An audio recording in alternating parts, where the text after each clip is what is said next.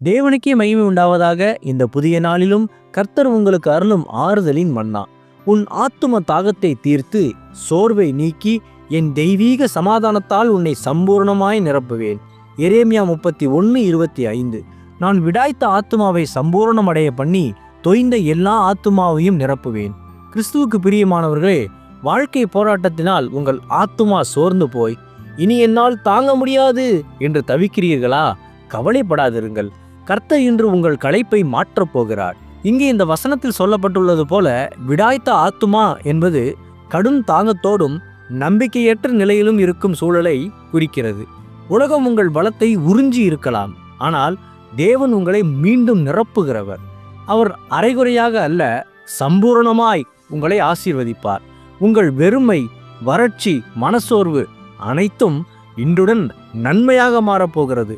கர்த்தர் உங்கள் ஆத்மாவில் புது பலத்தையும் மகிழ்ச்சியையும் ஊற்றி உங்களை திருப்தியாக்குவார். சோர்ந்து போகாதீர்கள். கர்த்தரின் கரம் உங்களை தாங்கி நடத்தும். ஆமே. ஜெபிப்போம். என் அன்புள்ள பரிசுத்த பரலோக பிதாவே, இந்த புதிய நாளுக்காக உமக்கு ஸ்தோத்திரம். சகல சம்பூரணத்தின் தேவனே, என் களைப்பை போக்கி என் வெறுமையான ஆத்மாவை உமது மகிழ்ச்சியால் சம்பூர்ணமாய் நிரப்பும்.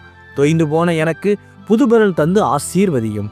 இயேசுவே, கடன், வியாதி, மனவேதனை போன்ற போராட்டங்களில் சிக்கி தவிப்பவர்களை நீர் தொட்டு இப்போதே பூரண விடுதலை தாரும். இன்று பிறந்த நாள், திருமண நாள் கொண்டாடும் உமது பிள்ளைகளின் இந்த புதிய ஆண்டை உமது நன்மையும் கிருபையும் தொடரப்பண்ணும்.